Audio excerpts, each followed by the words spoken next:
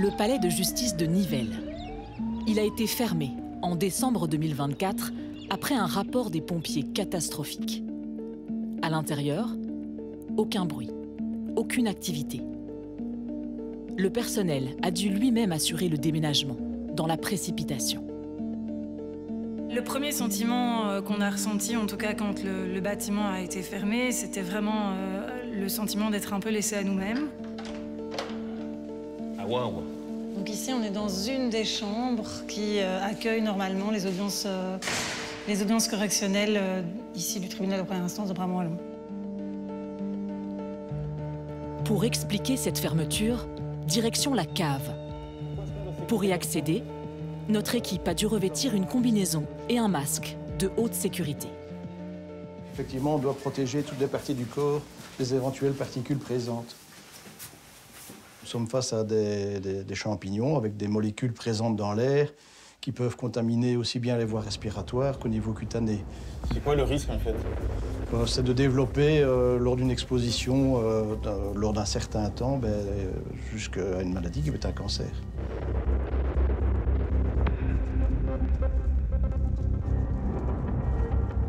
Ici, sur les archives dormantes, on n'en a pas besoin tous les jours, mais par contre, c'est vrai qu'il pourrait y avoir des personnes qui ont besoin d'un acte d'état civil. Cet acte d'état civil se trouve peut-être dans cette cave, et pour le moment, en tout cas, on ne sera pas en mesure de lui donner ce document. La direction a interdit à tous les collaborateurs du tribunal de rentrer encore dans ces pièces. C'est pour ça qu'on a d'ailleurs procédé... Plusieurs employés du bâtiment souffrent de problèmes respiratoires. L'ensemble du palais pourrait être contaminé. On met les bras le long du corps. Autre problème, toujours dans la cave. Si le feu est amené à rentrer dans une des parties de la canalisation, eh bien, très rapidement, il pourra se propager vers les niveaux supérieurs. Il y a en effet ici plus d'1 kilomètre d'archives hautement inflammables. Ce qui est certain, c'est que le problème n'est pas neuf et qu'il avait déjà été mis sur la table à plusieurs reprises dans l'urgence, et on a déménagé en catastrophe l'ensemble des collaborateurs de ce palais de justice, qui représentait quand même des dizaines et des dizaines de personnes qui, en une semaine de temps, ont dû plier bagages, littéralement. Et on a bien sûr dû recaser le personnel où on pouvait, comme ici, dans un autre bâtiment de justice nivellois. Bon, à première vue, ça a l'air pas trop mal. On occupe en tout cas ces bâtiments pour le moment. D'accord. Ah, ici on passe par la cuisine? Oui. Et c'est quoi ce tuyau en fait? Alors en fait, il y a une fuite dans un toit, dans un bureau, enfin dans un plafond. Et donc pour que la fuite d'eau s'évacue, il y a un tuyau d'arrosage qui a été mis, qui s'évacue en fait dans l'évier de la cuisine. Et ça met où ce tuyau? Alors il suffit de le suivre, en réalité, pour pouvoir arriver dans un cabinet ici d'un juge d'instruction. Ici, c'est donc le bureau d'une juge spécialisée dans les fraudes liées à l'Union européenne. Si chez moi j'avais une infiltration d'eau comme ça, je ferais appel à un entrepreneur efficace plutôt qu'à un ouvrier qui fait de son mieux, mais qui ne peut travailler qu'avec des bidons d'eau réutilisés, du scotch et un bout de ficelle. On rigole, mais la situation, elle est pas drôle. Par moments, c'est rigolo, mais en fait, à la longue, c'est plutôt usant que rigolo. Dans les choses que j'ai pas dites non plus, c'est le coup des toilettes à côté, quoi. On est en plein interrogatoire, les toilettes qui fonctionnent, le goutte à goutte qui tombe, c'est catastrophique. En Belgique, certains palais de justice sont dans un état catastrophique. C'est de la moisissure, on ne sait pas trop dans quelle mesure elle est nuisible ou non. Mais vous voyez, il y a eu des infiltrations d'eau, l'état des cartons, des pièces. Vous voyez dans quel état ça se trouve. La cave est inondée, donc voilà, on voit que le bâtiment est vraiment à bout de souffle, complètement, et que donc il y avait urgence. Les moyens sont dérisoires. Les juges au bord de l'épuisement. Aujourd'hui, les magistrats n'en peuvent plus, les avocats n'en peuvent plus. Une justice grippée et lente, avec au bout de la chaîne le citoyen qui en paye les conséquences. C'est vraiment un sentiment de deuxième tentative d'assassinat. Le problème, c'est que ça, c'est une tentative de l'État. Un délai aussi énorme, est-ce que vous avez déjà eu des clients qui sont morts entre-temps? Oui, oui. Les avocats aussi. Investigation a enquêté dans les coulisses d'une institution essentielle, mais laissée à l'abandon. Est-ce qu'on évolue dans un pays où ce sera la loi du plus fort et celui qui a le plus d'argent? Et donc ça, moi, je ne veux pas pour mes enfants et mes petits-enfants. Si je regarde l'ensemble de ces images, c'est vraiment indigne d'un état de droit.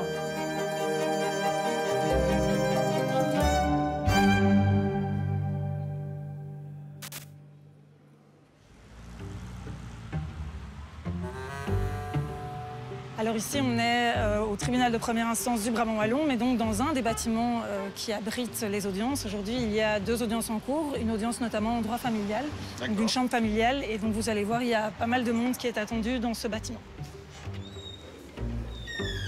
On a compté 30 personnes se coincent dans la salle de ce qui était une ancienne banque. La réalité de la justice nivelloise depuis des années. On va pas plaider là en 3 minutes. Hein. Non. Merci. On nous parque comme des sardines dans une boîte. Les avocats sont obligés de faire 2, 3 lieux de justice sur une même journée avec des clients qui ne savent pas où aller. Et on est en droit familial, hein, donc ici ce sont des problèmes de divorce, de pension alimentaire, de garde d'enfants. Et résultat des courses, ils se retrouvent comme à la criée au marché matinal. C'est indécent, c'est scandaleux. Donc, 26 juin. Voilà. Ça manque beaucoup de confort. On a du mal, on ne peut pas entendre, on ne peut pas suivre son avocate. Votre avocate est à l'intérieur et vous à l'extérieur. Tout à fait. Donc ça va être jugé et vous êtes à l'extérieur. Je présume qu'après, on va faire sortir les personnes qui ont juste une prochaine audience et qu'on va rappeler les autres. Je ne sais pas du tout, je suis dans le fond. Vous attendiez à ça? Non. Non, je me suis d'ailleurs trompée de palais. J'étais à celui... De votre côté? Je plains surtout les avocats, en fait. On plaint aussi l'huissier d'audience, qui dirige comme il peut les justiciables.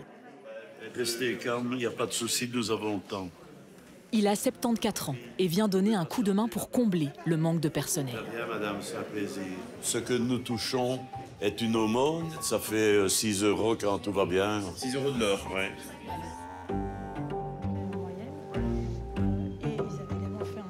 Alors ici, on arrive au service scan où notre greffière en chef est présente, c'est Mme de Potter, qui pourra vous donner 2-3 explications sur le système informatique qui est utilisé donc, ici au greffe. Okay. Ça ne s'allume pas pour l'instant, c'est bien. Non, ça ne s'allume pas du tout. Il n'est pas rare qu'on doive les redémarrer très souvent avant de rentrer dans nos programmes. Est-ce qu'il y a des jours où vous, ou peut-être votre personnel, vous en avez marre? Presque tous les jours. Quand je suis arrivée, la section correctionnelle comprend 6 greffiers. Il y en avait 5 de malades de longue durée. C'était des burn-out? Des burn-out, des épuisements. Voilà. Ça fait un petit temps qu'on est là. L'ordinateur ne s'est toujours pas allumé. Non, pas du tout. Je suis embêté, mais c'est un peu symptomatique de ce que vous avez, de votre matériel, en fait. C'est régulièrement ce à quoi on est confronté au quotidien, effectivement. Mais à ce point-là, on s'y attendait pas. Non, alors là, non. On voit quand même au niveau bâtiment, à Nivelles, c'est un peu la cata. Comment ça se passe dans les autres palais de justice? Je vous invite à aller voir par vous-même comment ça s'y passe. Chez Investigation, on a décidé de la prendre au mot, de traverser le pays, de palais en palais, pour comprendre pourquoi la justice belge n'avance plus.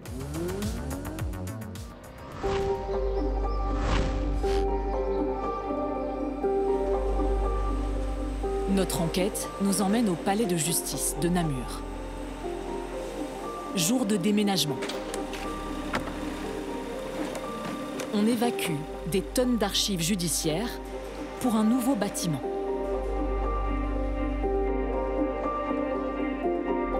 On rendait la justice ici depuis 150 ans. Elle est très convaincue. Aujourd'hui, nous filmons la toute dernière audience de l'histoire du palais. Certaines magistrates y ont fait toute leur carrière. Donc on a passé 30 ans ici. Ce sont 30 belles années à plein niveau. Donc cette page-là qui se tourne a aussi quelque chose d'émouvant. Venez, on vous emmène dans le grenier. Opération spéciale aujourd'hui. Il faut déplacer 5000 armes. Des pièces à conviction, des saisies. Mais pas de chance. Pas de lift ici. Et le seul ascenseur du palais est en panne. Pour l'équipe qui s'occupe de sa conviction, c'est évidemment de monter, descendre.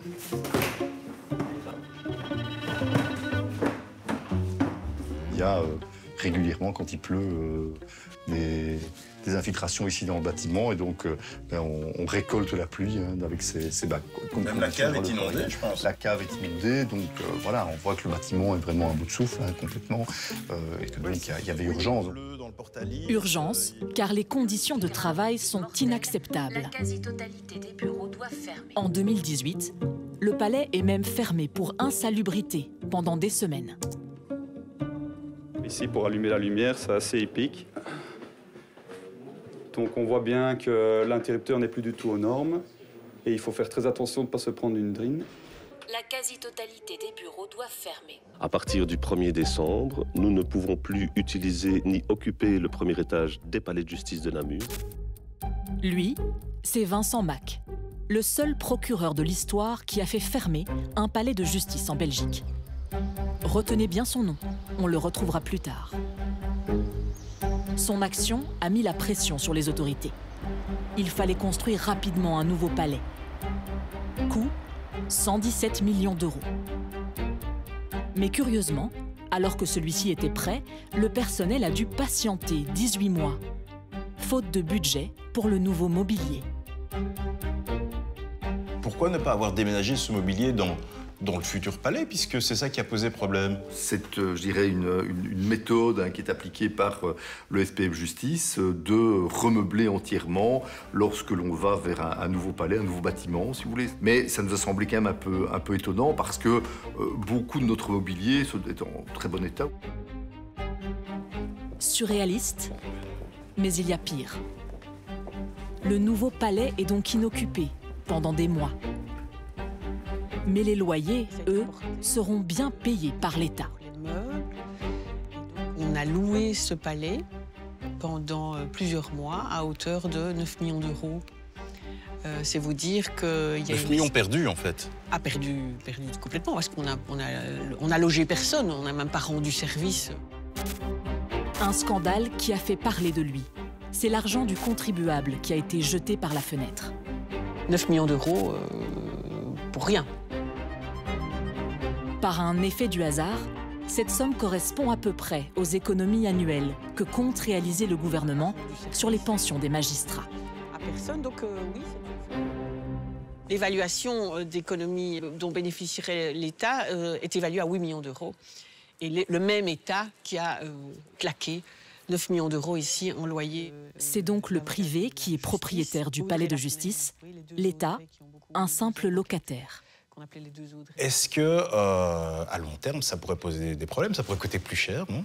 Ah, écoutez, si le secteur privé investit dans la promotion et devient le bailleur de l'État belge, c'est nécessairement que ça lui rapporte et que ça coûte à l'État belge par ricochet. Donc, voilà. Le palais est grandiose, mais il prend déjà l'eau. Il y a des infiltrations dans la cour d'assises. 2 ascenseurs sur 3 sont en panne. Investigation a décidé de montrer ces images à la ministre de la Justice, Annelies Verlinden. On lui rappelle que ce palais a été loué 18 mois pour rien, à un prix exorbitant. Qu'est-ce qui s'est passé? C'est de la mauvaise gestion. Oui, donc on apprend toujours. Ce sont des décisions qui ont été prises avant que j'ai pris le mandat ou le rôle de la ministre de la Justice. Vous avez fait une enquête? On va le faire. On fait toujours, bien évidemment, un débriefing de la planification des projets, comment les choses se sont déroulées. Et le fait qu'on fasse confiance finalement au privé, que ce soit le privé qui construise maintenant les bâtiments de justice, est-ce que c'est une nouvelle philosophie? C'est vers ça qu'on va? Ça pourrait faciliter et aussi garantir la qualité, le niveau du maintien du bâtiment. Mais c'est clair que ça doit toujours être calculé, rationalisé. On n'a pas le luxe, je dirais, de justement jeter de l'argent public par les fenêtres. Il faut vraiment utiliser chaque euro de manière intelligente. Au moment où la ministre prononce ces mots, on se souvient que nous menons l'entrevue dans cette tour. Un bâtiment, lui aussi loué par l'État belge pour un bail de 30 ans. L'opération coûtera 2 milliards d'euros. Une très mauvaise affaire pour l'État. Tellement cher que le SPF Justice devra déménager. Juste avant, je voudrais vous montrer l'image de Monsieur Mac qui a fermé un des palais de justice.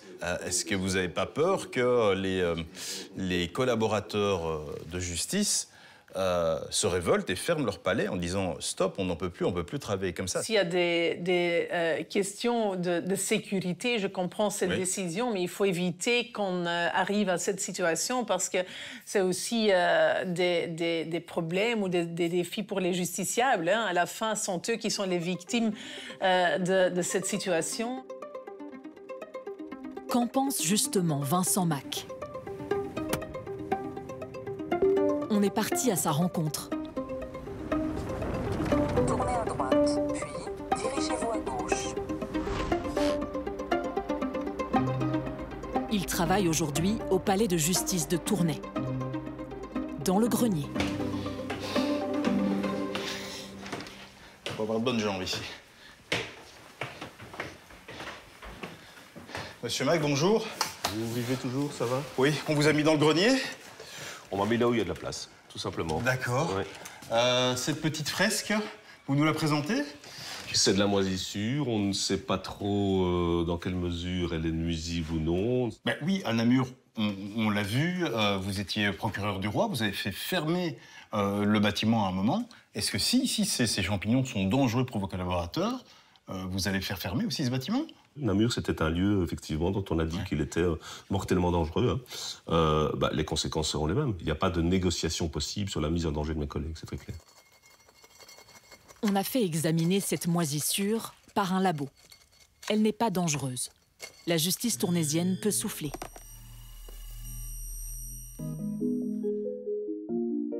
Juste en face, atmosphère monacale, dans un bureau qui tient plus du cagibi.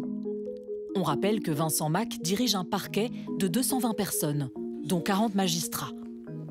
Je suis le procureur du roi de Mons, qui, depuis 2014, en fait, reprend les anciens parquets de Mons et de Tournai.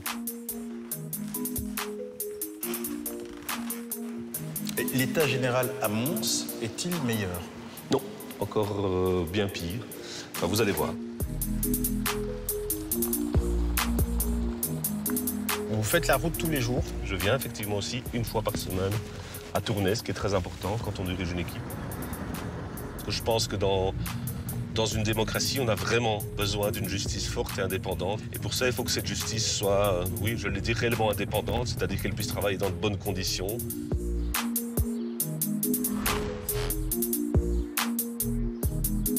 De bonnes conditions, ce n'est pas vraiment le cas à Mons. Les statues emballées de plastique se décomposent. Un filet de sécurité surplombe la salle des pas perdus pour se protéger des chutes de pierre. Quand l'État fédéral n'investit plus dans ces bâtiments, il investit dans des filets pour protéger les gens qui se trouvent en dessous. La justice prend l'eau, mais dans les palais, on prend l'eau au sens propre. On met des seaux à droite et gauche pour éviter que ça ne dérape complètement.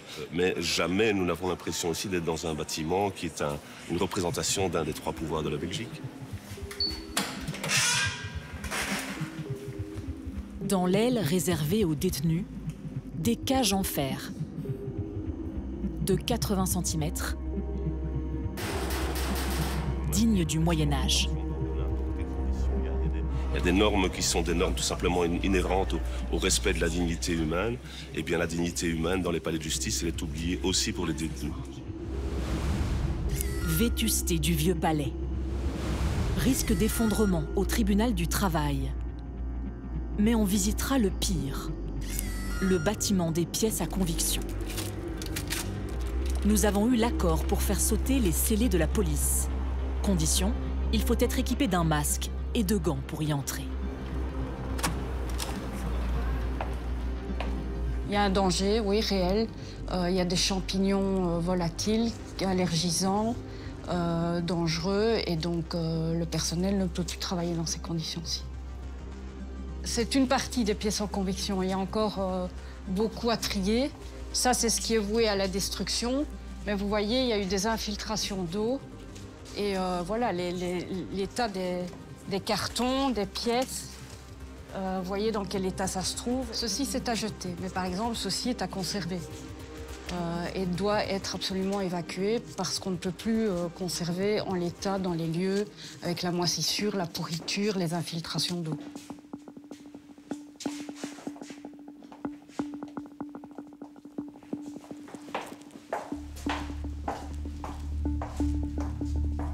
Ici, on voit bien que le mur est bouffé par les champignons. Hein. L'état parle de lui-même. Hein. J'ai vraiment senti le sol comme ça bouger. Oui, non. Pourtant, ils nous ont garanti que c'était stable. Oui, ben moi, je vous garantis que j'irai pas plus loin. C'est vrai que ça bouge. Si on intervenait tout de suite en des délais courts pour des petits travaux, eh bien, on n'arriverait pas à l'ampleur de situations telles que vous voyez ici. Quand on voit l'état des pièces à conviction, on peut se poser la question, est-ce que ça peut mettre en péril de futures affaires? Il y a eu effectivement un cas assez récent d'une affaire à la cour d'assises de Mons qui a déclaré les poursuites irrecevables dans un dossier en raison notamment de l'état de conservation des pièces à conviction. Ce dossier, c'est l'affaire Théodorou, un énorme scandale judiciaire. Accusé de tentative de meurtre, une fusillade d'une extrême violence, Nicolas Théodorou a été condamné à 25 ans de prison en 2005. Mais Théodorou, en fuite, ne viendra pas au procès. Après 17 ans de cavale, il est intercepté en Grèce et doit être rejugé. Et là, coup de théâtre. Dans l'actualité, il y a aussi cet arrêt inédit de la cour d'assises du Hainaut. Elle déclare des poursuites irrecevables à cause d'un dossier mal conservé. Les pièces, vous allez le voir, sont devenues inutilisables. L'accusé, poursuivi pour double tentative d'assassinat, n'aura donc pas de nouveau procès. Ce dossier était stocké dans un bâtiment voisin, lui aussi lamentablement entretenu.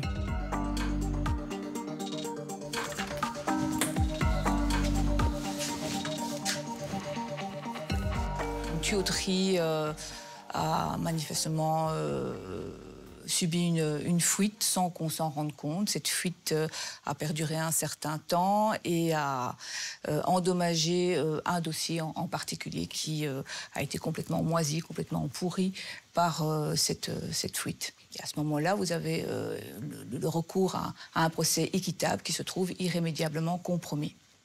Et donc ça a fouillé jusqu'ici. Voilà. Ici aussi. Et là derrière aussi. Tout ça. Ça. Et là-bas derrière aussi. Ouais. C'est un sacré dégât des eaux. Un scandale qui a bien évidemment marqué les magistrats de cette affaire. C'est un fiasco, c'est un échec sur toute la ligne, en effet, oui.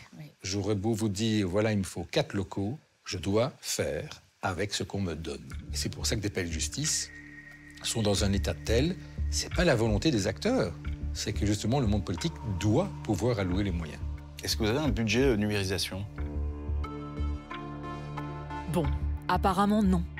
Et il y a d'autres dossiers endommagés, d'autres affaires qui pourraient être en péril. C'est une hypothèse que je ne peux pas exclure de manière catégorique et formelle. Ben, nous ne sommes pas fiers.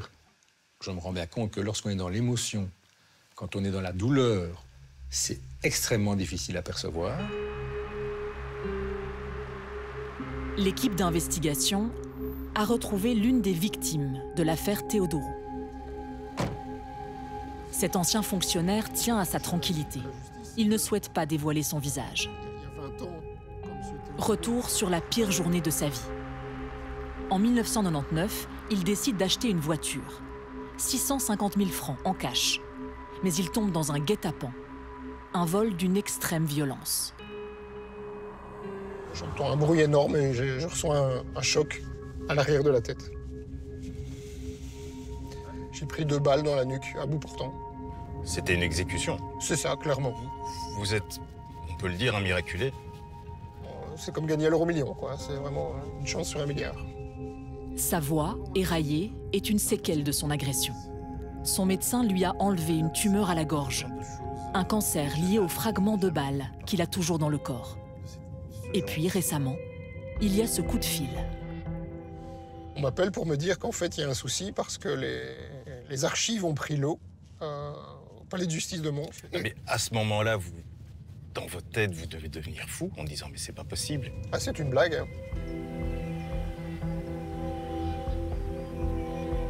C'est vraiment un sentiment de 2e tentative d'assassinat. Le problème, c'est que ça, c'est une tentative de l'État. Et on pense naïvement que l'État est censé nous soutenir quand on est un citoyen honnête. On parle d'un fait qui a plus de 25 ans. Donc ça fait 25 ans que vous vivez avec ce traumatisme.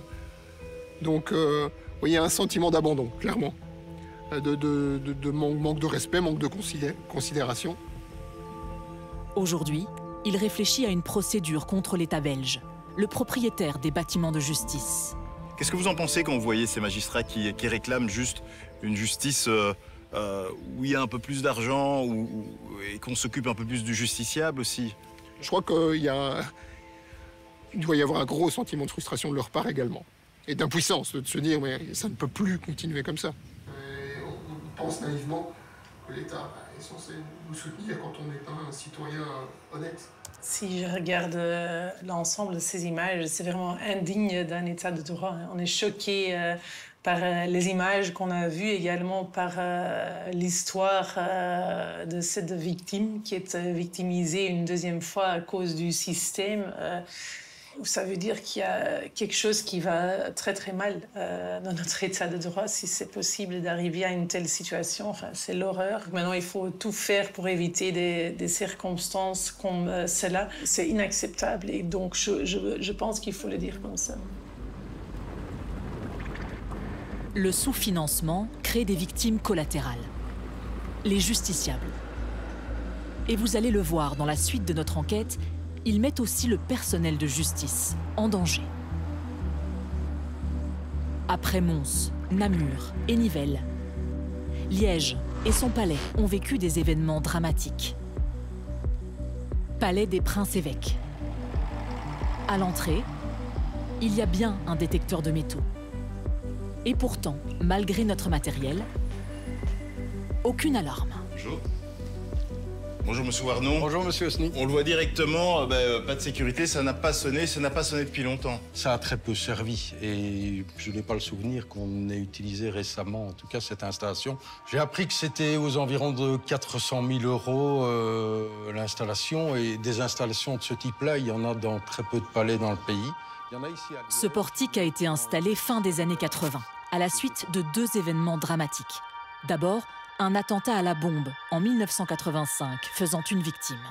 Ces images ont été tournées 1 minute après l'explosion à quelques mètres de la salle de la cour d'assises où devait se tenir la séance de rentrée du jeune barreau. Quelques secondes après l'explosion, les magistrats et les avocats sont comme hébétés. Toutes les personnalités du monde judiciaire étaient présentes pour la rentrée solennelle. 3 niveaux du bâtiment ont été atteints. C'est surtout le premier étage qui a souffert. Les plafonds se sont effondrés et l'eau a provoqué de très gros dégâts. Et puis, une fusillade qui a eu lieu en 1987. Une tentative d'évasion qui s'est soldée par 2 morts, dont le bâtonnier de l'ordre des avocats. Un drame qui pose la double question de la fouille approfondie lors des procès à haut risque et de la sécurité générale des palais de justice. Malgré ces événements dramatiques, le bâtiment reste une passoire. Le 7 février dernier, un déséquilibré s'est introduit dans le palais, sans conséquences fâcheuses. De laquelle nous venons. Et puis, il s'est présenté tout nu, alors qu'il y avait le président de la Chambre, la greffière, et puis les 2 avocats qui étaient en train de plaider. C'était une audience commerciale. Ça surprend. Ça surprend, oui. Et puis, ça rassure pas, surtout, puisque au niveau sécurité, on a beau appuyer sur un bouton d'alarme, ça a pris du temps. Il y avait manifestement un problème de connexion.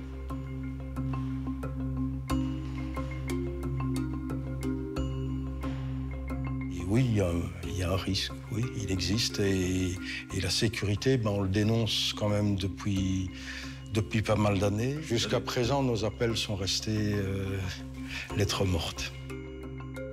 Le palais croule sous le poids des ans.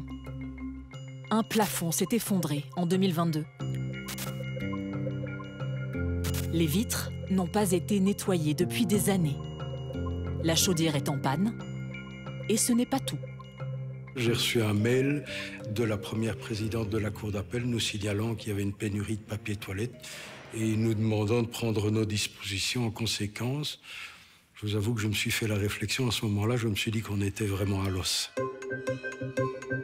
Liège, 4e palais délabré de notre enquête. Sur la route, nous filmons celui de Verviers. Il est sans toit depuis 2017. L'un des plus beaux lieux de justice de Wallonie est en danger. Alors que dans d'autres villes, des projets impressionnent. Le nouveau palais d'Anvers a coûté cher, très cher. 250 millions d'euros.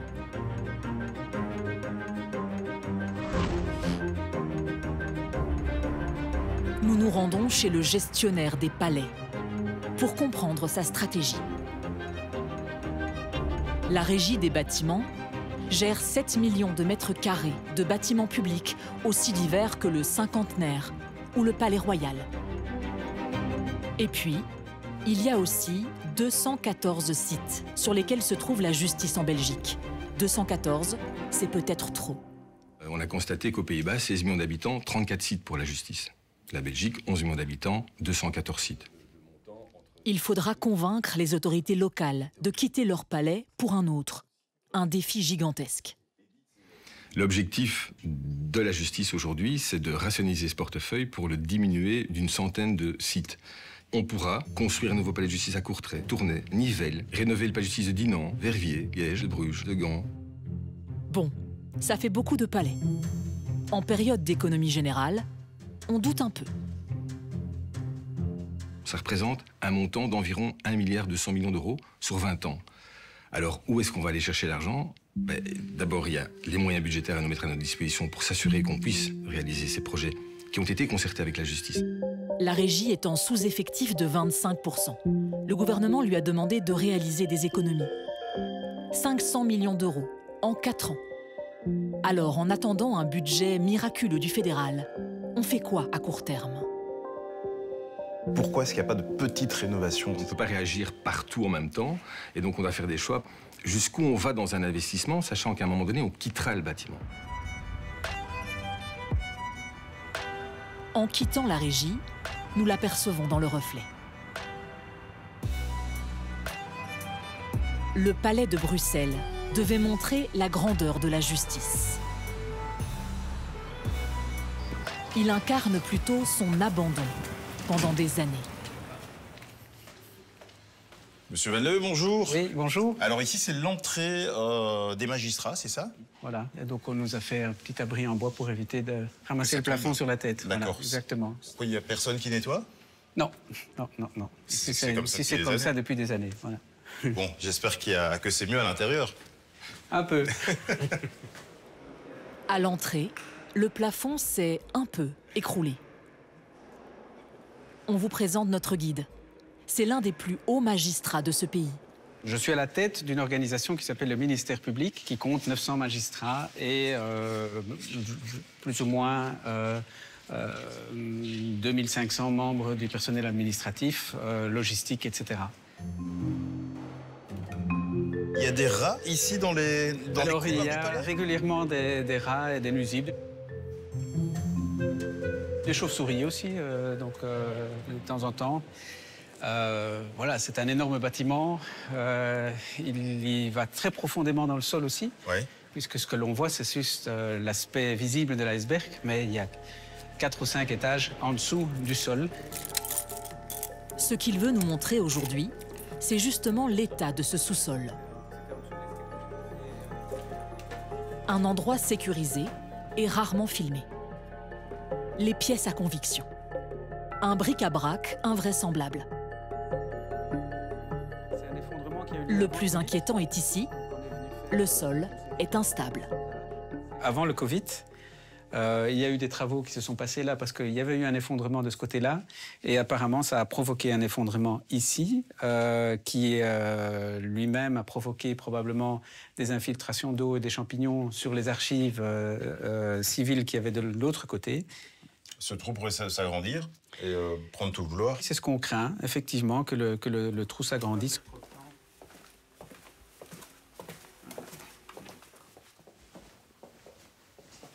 Pour le matériel d'entretien, c'est pas saisi, ça, quand même.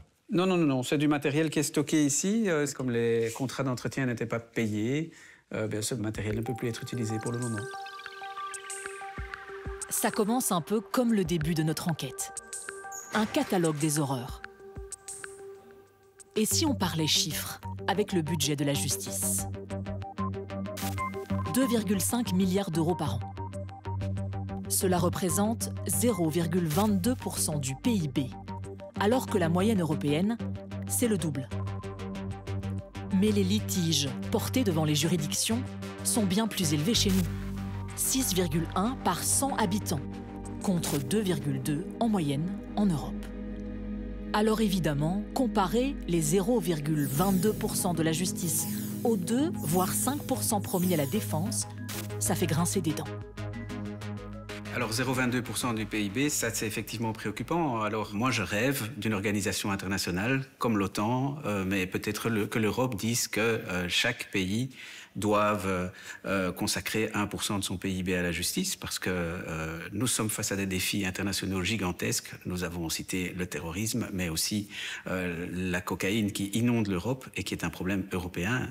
20 ans de sous-investissement, enfin, c'est pratiquement toute ma carrière, en fait. Hein. Donc, le problème, c'est qu'on a laissé la maison s'écrouler. Et donc, pour restaurer après, c'est nettement plus cher et ça demande un investissement nettement plus important. On est ici à un tournant de notre enquête. Vous allez voir. Les conséquences du sous-financement de la justice vont bien plus loin qu'une simple rénovation de palais. La charge de travail des juges est devenue hallucinante. En général, les magistrats ne comptent pas leurs heures, donc... D'après ce rapport de 2024, les magistrats prestent en moyenne 52,8 heures par semaine. Et il manque 43% de leur effectif. Ce qui explique aussi la charge de travail énorme qui pèse sur les magistrats. Alors la seule chose, c'est que les chiffres ne plaisent pas. Donc voilà. En effet, ce rapport commandé par le SPF Justice et qui a coûté 695 000 € a été jeté aux oubliettes. Les juges sont sous pression. Impossible de traiter toutes les affaires à temps. Un bel exemple, ici. Nous sommes dans le bureau de la présidente de la Cour d'appel. Le nombre de dossiers en attente donne le tournis. Un arriéré judiciaire record. Il y a des dossiers depuis 1980. On peut dire que au civil, hors fiscal, on a environ 6 000 dossiers, 6 500 dossiers au civil, auxquels il faut ajouter le fiscal, auquel on a plus de 2 000 dossiers, qui sont soit en cours... Chez Investigation, on a pris notre calculette. Cela fait 8 500 dossiers en attente. Faute d'argent, il manque 75 personnes pour que la Cour puisse fonctionner correctement. Bruxelles, capitale belge et européenne, génère énormément d'affaires. On a l'impression que vous êtes à l'abandon. On vous a abandonné. C'est politique. On ne comprend pas pourquoi la Belgique n'aime pas Bruxelles, et particulièrement sa cour d'appel. Donc je commence à voir effectivement des magistrats épuisés, des magistrats démotivés, des magistrats qui me disent « Mais Laurence, ça sert à quoi qu'on te suive? Ça sert à quoi? On est quand même à l'abandon et on n'obtiendra rien. » Vous trouvez ça normal? Nous, on en aurait les larmes aux yeux. Derrière ça, il y a un justiciable qui attend et attend encore. Mais jusqu'à quand va-t-il attendre? Patiemment. Et ceux qui patientent On va les rencontrer ici, dans la salle des pas perdus du Palais de justice de Bruxelles. Être une victime du sous-financement de la justice, ça peut tous nous concerner à un moment de notre vie. Et on espère que ce ne sera pas un problème fiscal, le record de l'attente. Vous avez une affaire qui dure depuis 20 ans aussi. Les faits incriminés au départ, c'est 2003. Et notre client connaîtra la réponse qu'en 2025, donc c'est-à-dire 22 ans plus tard. Si vous introduisez une affaire aujourd'hui, on vous annonce parfois 20 ans d'attente avant de plaider devant la chambre fiscale. Cette date, c'était effectivement un ordinateur qui ne tenait pas compte de toute une série de paramètres qui faisaient en sorte qu'au final, ce n'était pas 20 ans d'attente, mais c'est plutôt 8 ans d'attente qu'au final. Ça va, 8 ans. Oui. Alors 8 ans, ça reste tout à fait scandaleux, mais ce n'est pas 20 ans. Et 8 ans, ça reste absolument scandaleux. Un délai aussi énorme, est-ce que vous avez déjà eu des clients qui sont morts entre-temps? Oui, oui. Les avocats aussi. Oui. Autre avocate, Nadine Calamian. Là, c'est une affaire familiale qui empoisonne la vie de sa cliente confrontée à un divorce. 7 janvier, c'est la date à laquelle le tribunal a prononcé le divorce. Elle attend depuis 5 ans que la justice statue sur un compte bloqué. De l'argent qui serait bien nécessaire aujourd'hui. Elle voudrait aussi tourner la page de son ancienne vie. C'est pas seulement la partie économique que c'est important, mais il y a aussi une dimension émotionnelle parce qu'on a recommencé une nouvelle vie. Mais il reste une forme de clôture définitive qui est en suspension. Cette clôture définitive n'arrive pas. Donc aujourd'hui, nous faisons une démarche symbolique au greffe ensemble pour se rappeler au bon souvenir de la Cour en disant ce dossier, faut peut-être lui faire un sort et nous donner une date. On a un sentiment absolu d'impuissance en tant qu'acteur de la justice. Qu'est-ce qu'on peut faire? Il y a 2 ans, Nadine Calamian et sa cliente ont attaqué l'État. Merci, au revoir.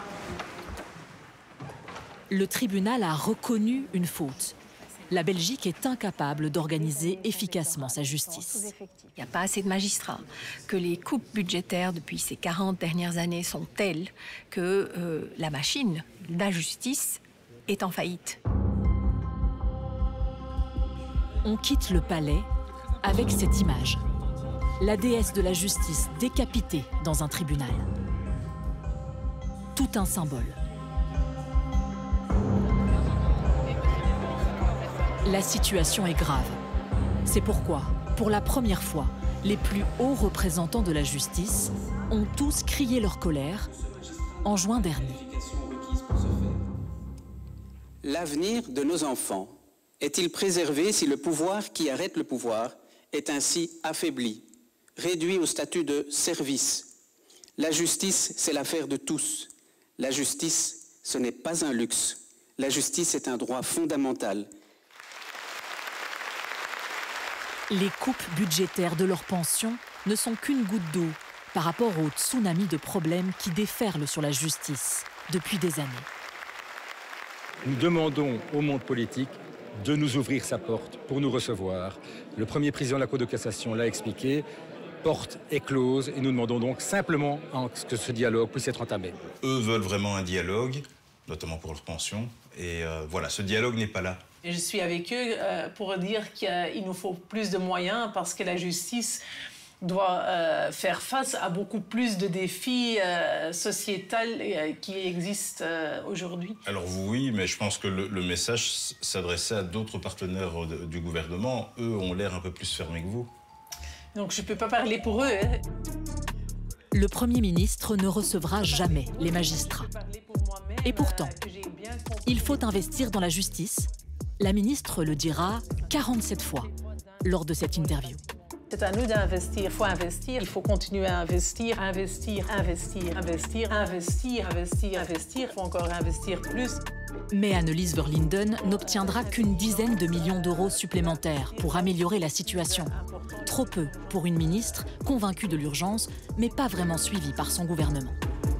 C'était une question de volonté, mais je dirais aussi pour la justice, c'était une question de nécessité. Et donc, il faut le faire. Mais c'est bien clair que moi, je ne peux pas promettre qu'une situation qui date déjà depuis des dizaines d'années va changer d'un jour à l'autre parce que c'est impossible. Quel avenir, justement, pour les 2500 magistrats et 15 000 avocats du pays? Nous avons décidé de poser cette question à deux d'entre eux, la nouvelle génération. On retrouve Stéphanie Lagasse. Vous vous souvenez, la juge de Nivelles rencontrée au début de notre enquête. 39 ans, ancienne avocate dans la distribution commerciale, elle est devenue juge par pure conviction. J'ai voulu changer de carrière parce que j'ai voulu chercher du sens à ce que je faisais au quotidien et à un moment donné faire plus d'humain. Aujourd'hui, elle préside un procès concernant Sky ICC, la messagerie des trafiquants de drogue. Il fait plus de 30 degrés dans la salle. 2 personnes ont fait un malaise. Dans la salle, il n'y a pas de ventilation qui fonctionne. C'est en panne depuis quand? Depuis toujours, je pense. Je crève de chaud. Ouais, non, c'est horrible.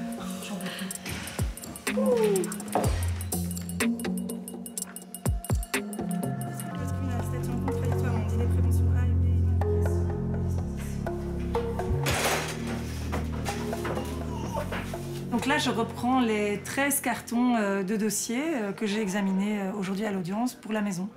On n'a pas de bureau ici à Nivelles, donc on rédige et on prépare à la maison. Je trouve que pour la bonne compréhension du dossier, c'est mieux de fonctionner effectivement par scène. Je vais exactement faire la même chose. C'est évident qu'aujourd'hui, avec les apports de la Cour de cassation... Autre tribunal, mais ici nous sommes à Liège. Gilles de Tournai est l'avocat de la défense. Je suis avocat depuis 7 ans, j'ai 37 ans, je suis papa de 2 petits garçons. J'ai été 1 an représentant médical, donc un domaine totalement étranger à mon premier diplôme. Et puis je suis revenu à mes premières amours en reprenant le droit. Et voilà, me voilà maintenant au barreau depuis 7 ans du côté de Liège. Et je suis content. C'est l'heure des plaidoiries dans ce procès. Une bagarre qui a mal tourné. Vous avez d'un côté un homme qui perd son doigt, qui a été arraché par une mâchoire. Il n'a plus un doigt, hein. Si vous êtes un petit peu curieux et que vous regardez la main de monsieur, c'est saisissant. C'est traumatisant. Un sandwich en vitesse avant d'attaquer un deuxième procès. Ça ne durera pas longtemps. Il est reporté par manque de magistrats. Ça arrive effectivement très régulièrement. Voilà, ici, on est dans un dossier de stupéfiants où mon client est en aveu. Donc à un moment, lui aussi a envie, malgré ce qu'on lui reproche, malgré ce qu'il a fait, malgré ce qu'il reconnaît, être fixé sur son sort. Il va falloir annoncer à son client le délai, 4 mois d'attente. Votre dossier a été remis au 7 octobre prochain. Au 7 octobre prochain? Oui, 7 octobre, d'accord. Donc oui, il va falloir attendre encore un petit peu. L'attente, le quotidien d'un avocat, mais pas de quoi le démotiver. Il faut y croire, la justice c'est une valeur, c'est quelque chose qu'on partage tous. Alors qu'on soit avocat, qu'on soit magistrat au parquet ou qu'on soit juge du fond, on est tous animés et habités par ce même sentiment qu'une bonne justice doit être rendue. Installez-vous. Installez ici? Oui. Une bonne justice est gratuite selon les revenus. Voilà. Ce client ne déboursera rien car il bénéficie de l'aide juridique. Tout ce que je vous dis là, c'est à cause de son addiction. Parce que je pense que quand il sera guéri... La cocaïne, ça rend rarement meilleur. Hein. Ouais. Voilà, ouais. Gilles de Tournai est ce qu'on appelait autrefois un prodéo. C'est l'État qui le payera. Un jour. On va être payé à 68% dans un premier temps, et puis on espère pouvoir toucher les 32% restants. Il y a souvent un délai d'1 an et demi à 2 ans entre la prestation et le paiement. Comme tous les citoyens, on doit payer nos factures, on doit payer évidemment toute une série de charges du quotidien comme tout le monde, et c'est anxiogène en fait. Est-ce qu'il y a un manque d'attractivité de la fonction d'avocat, en tout cas ici au barreau? Le barreau a du mal à garder ses plus jeunes avocats. Peut-être par découragement aussi, par manque de perspective d'avenir. Et on se rend compte parfois que le barreau n'est peut-être plus aussi attractif qu'il a pu l'être à une certaine époque. Même constat pour les magistrats. Il risque d'y avoir une pénurie de juges dans les prochaines années. Il y a parfois des regrets quand vous voyez les conditions de travail? J'ai aucun regret parce que la fonction en soi est merveilleuse. C'est important qu'il y ait des gens qui continuent à rendre la justice, même dans des conditions catastrophiques, parce que c'est nécessaire pour la démocratie. Nous terminons notre enquête là où nous l'avons commencée, à Nivelles. Après 6 mois de galère, le personnel judiciaire a pu revenir dans le vieux palais de justice. Une histoire qui pourrait bien finir, si ce n'est que rien n'est réglé. Les pompiers maintiennent leur avis défavorable. L'électricité n'est toujours pas aux normes. Et on attend toujours les portes coupe-feu. Vous vous sentez en sécurité dans ce bâtiment? Non. Non? La difficulté, c'est que voilà, le risque existe, mais pour nous, c'était véritablement du camping. Enfin, vous l'avez constaté par vous-même dans les autres bâtiments. Et donc ici, on a quand même plus de place pour, en tout cas, traiter correctement les dossiers. Les fameux dossiers hautement inflammables sont toujours là. Et le risque biologique. Vous vous souvenez qu'on a dû se promener avec un équipement de haute sécurité. Travailler ici, c'est se mettre en danger. Est-ce qu'il y a encore une possibilité qu'il y ait des champignons volatiles allergisants ici dans ce bâtiment? Honnêtement, je ne sais pas répondre à cette question. Est-ce que vous n'avez pas perdu 6 mois? Parce que finalement, il n'y a pas grand-chose qui a changé. C'est parce que je peux répondre à ça. On ne s'attendait pas à un miracle, très honnêtement. On sait que c'est une question de budget et de moyens. La question à se poser, c'est effectivement quelle est la justice que veut ce pays pour demain. Et à force de la désinvestir, le risque à terme, c'est d'avoir effectivement une justice qui sera de plus en plus affaiblie. Alors c'est vrai, lors de notre enquête, on vous a montré le pire.